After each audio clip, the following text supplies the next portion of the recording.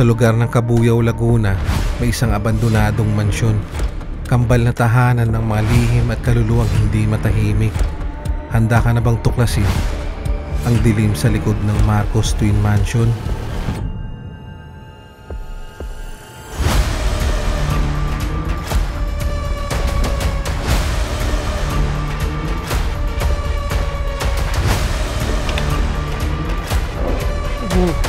Bigat ang pakiramdam dito sa mansyon na to. Ito ba yung white lady na nagpaparamdam dito?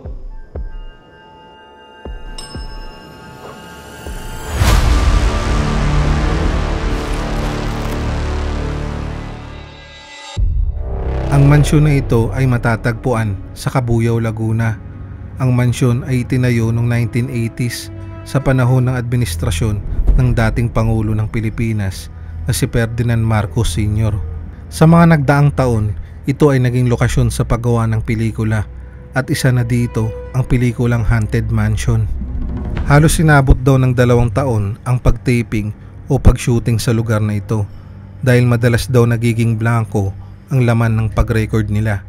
Ayon sa caretaker, simula daw nang ito ay nabandona ay madalas na rin daw siya at ang kanyang pamilya makaramdam ng kababalagan sa mansyon na ito. Kaya ngayong gabi ay samahan niyo ako tuklasin kung totoo nga ba ang mga kwento na nababalot sa mansyon na ito o hindi kaya dala lang ito ng imahinasyon.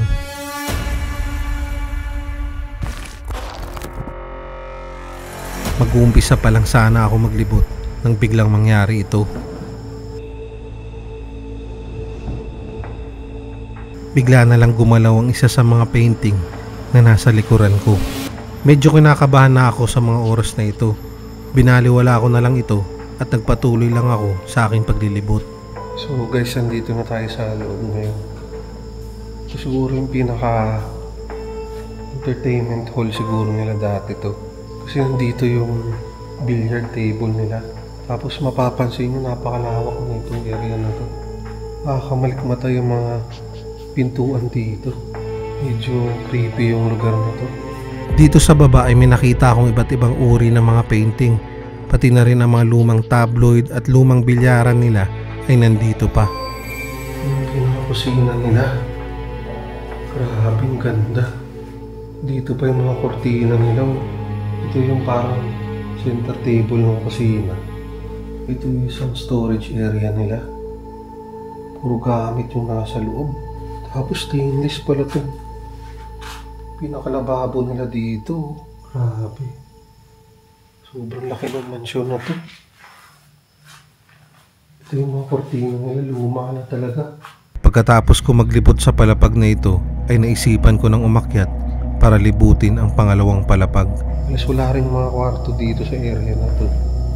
Check natin dun sa taas, baka meron. Dito sa hagdan ay makikita nyo na nakalatag pa rin ang kanilang lumang carpet. Grabe, hagdan na to. May picture pa ni Marcos dati. Pag-akyat ko sa palapag na ito ay pinuntahan ko muna ang veranda sa bandang likod.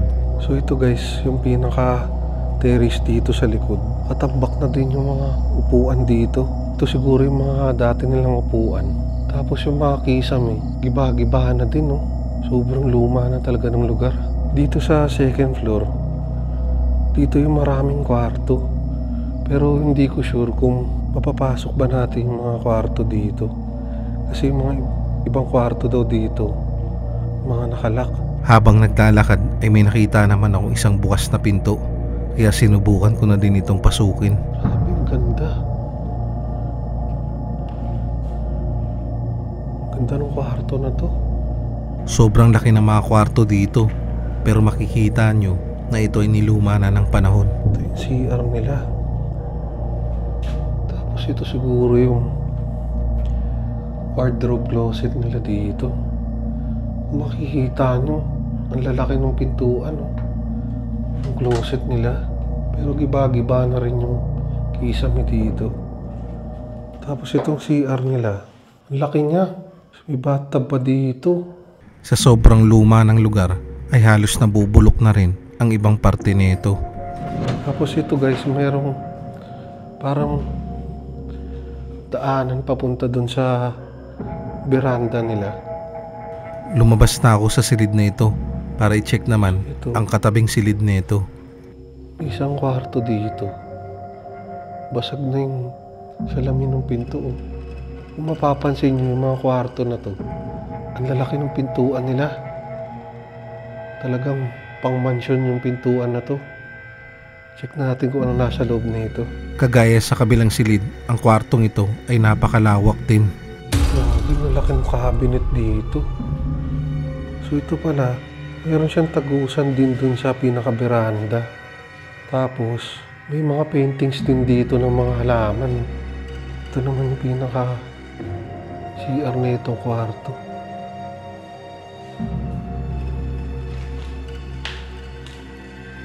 May bathtub din dito. Taas ng kisam. No? Parang katulad din ng CR dun sa kabilang kwarto. Lumabas na muli ako para i-check naman ang iba pang parte ng palapag na ito. So dito guys, ang laki din ng area nila dito. Siguro ito yung pinaka-ballroom area nila dati. Sa palapag na ito ay kapansin-pansin ang mga naglalakihan at iba't ibang klaseng paintings na nakasabit pa din sa mga pader na ito. Kung mapapansin nyo, dito sa taas, puro picture ni First Lady Marcos guys. Pati na rin yung mga dating picture nila. Habang naglalakad ay nakita ko naman ang huling kwarto na nakabukas sa palapag na ito. So ito guys, may isa pang kwarto dito. Check natin. At pagpasok ko ay malawak at luma na din ang kwarto na ito. So halos lahat ng kwarto dito, parang may mga pictures ng mga halaman. May cabinet din dito. Pagkatapos ko maglibot sa palapag na ito at sa mansyon na ito, ay naisipan ko ng tumawid para puntahan naman ang kabilang mansyon. So ito yung hallway guys, papunta dun sa kabilang mansion. So tignan natin yung itsura ng kabilang mansion guys. Pagdating ko sa mansyon na ito, ay una ko munang pinasok ang kanilang library at living room area. Ito para siyang exhibit area nila dito. Pero ang bigat ng pakiramdam dito. Grabe. Medyo kakaibang disenyo ng library nila dahil ito lang ang bukod tanging kahoy ang mga pader. Ito siguro yung living room area nila dito guys. Kung makikita niyo yung mga pader, gawa siya sa kahoy. Oh. Check naman natin dun banda kung anong meron dun. Halos tagusan lang ang mga kwarto dito, kaya medyo madali lang puntahan ang ibang parte ng lugar na ito. So parang tagusan lang yung mga kwarto dito guys. Hindi kagaya dun sa kabilang mansyon. Ang dami mga kwarto dun. Dito sa parte ng mansyon na ito ay bubungad kagad sa inyo ang isang malaking larawan at magharang chandelier nila. Tapos ang bigat ng pakiramdam dito sa mansyon na to guys. Promise. Parang may something dito. Sa dalawang mansyon, ito yung pinaka-creepy. Sa mga oras na ito, hindi na ako masyado naglibot sa mansyon na ito at tinawag ko ng aking kasama para magsagawa ng isang paranormal investigation sa palapag na ito.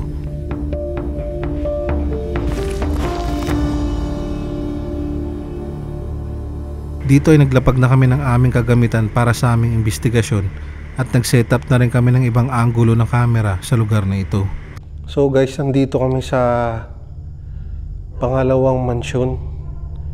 Medyo maingay lang yung aso dun sa labas. Tapos naglatag kami ng mga equipment dito.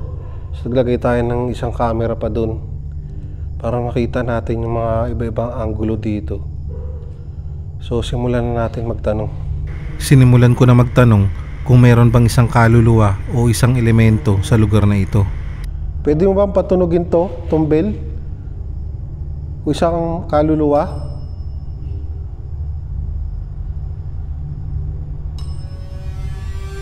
Pwede ka bang pumasok dito ngayon? Samahan mo kami. At habang nagtatanong ay may napansin naman si SCP na may dumaan sa aming likuran.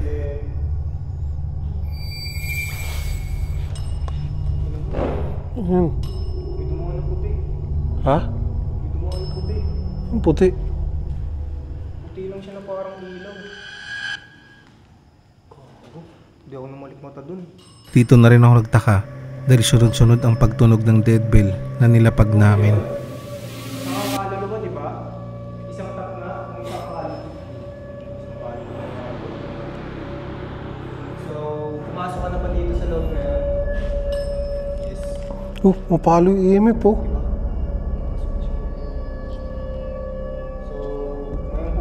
At maya-maya lang ay may na-detect naman na frequency ang EMF meter namin. Sa habang babae, may Gago, pumapalo yung EMF oh.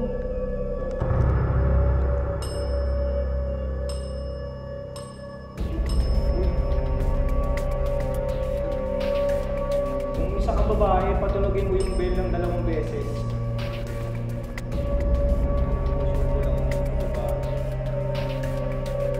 Dito na kami medyo kinabahan dahil dito sa kinakatayuan namin ay madalas daw magpakita ang white lady na kinikwento ng caretaker dito.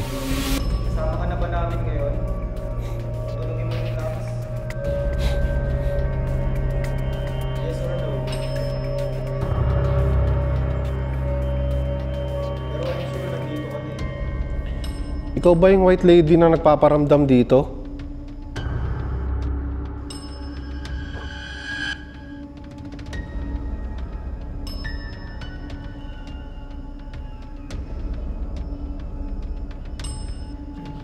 Pwede ka pa bang lumapit sa amin?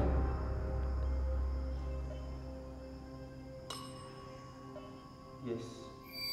Sa mga oras na ito ay sinubukan naman lapitan ni SCP ang isa sa mga kwarto dito. Kapalo? At dito ay sinubukan niyang itapat ang EMF meter namin kung may nadedetect bang frequency sa kwartong ito. Nandito ka ba sa isang kwarto dito? Pwede mo patunogin yung bell? Ay, gago.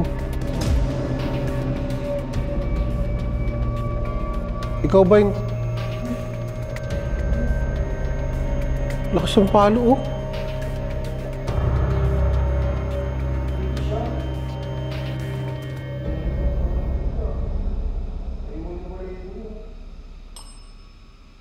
Ikaw ba yung nasa kwarto dito?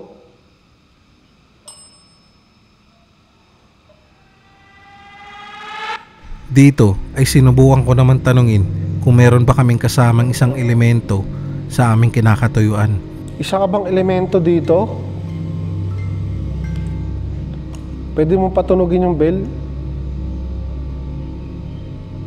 Medyo nagtaka na ako sa mga oras na ito dahil lang tinanong ko kung isa ba siyang elemento ay wala kaming nakuhang kahit anong response. Patunogin mo yung bell kung isa kang elemento.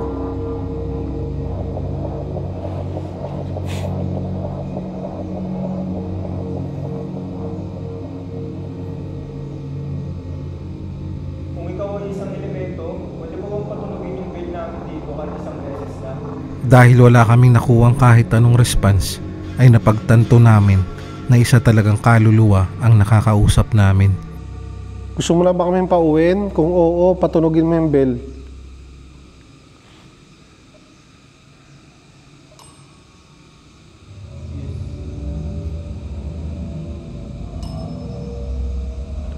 Aalis na kami dito. Wala po sanang susunod sa amin kung anong mayroon dito.